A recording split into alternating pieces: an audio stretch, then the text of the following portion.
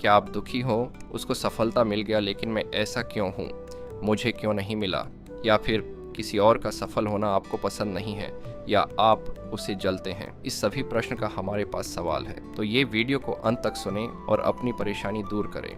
बुद्ध कहते हैं, दूसरों से जलना अपने सुख को जलाना है।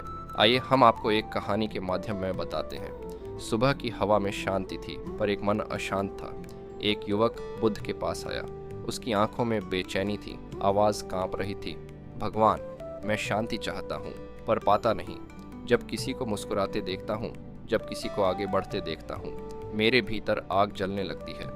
क्यों क्यों मैं ऐसा महसूस करता हूँ? बुद्ध ने युवक की आंखों में देखा और बोले, तुम्हारे भीतर जो जलन है वह दूसरों को नहीं, तुम्हें जला रही है। धीरे से बुद्ध ने पास रखी मिट्टी की दीपक उठाई। दीपक की लौ को देखकर बोले, देखो इस लौ को, यह खुद जलती है ताकि सबको रोशनी दे सके।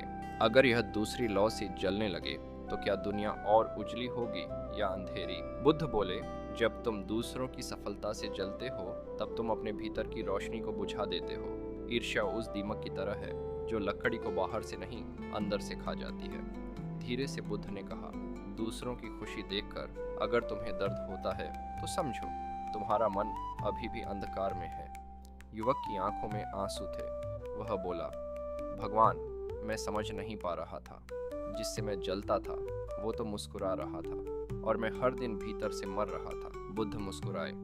उनकी मुस्कान में करुणा थी, जैसे किसी माँ की अपने बच्चे के लिए होती है। बुद्ध ने धीरे से कहा, जब तुम दूसरों के सुख में सुख खोजने लगोगे तब तुम्हारे मन में कभी दुख ठहर नहीं पाएगा, क्योंकि जो दूसरों की खुशी में प्रसन्न होता है वह सच्चा बुद्ध बन जाता है। ईर्ष्या को छोड़ दो, क्योंकि यह आग तुम्हें ही जला रही है।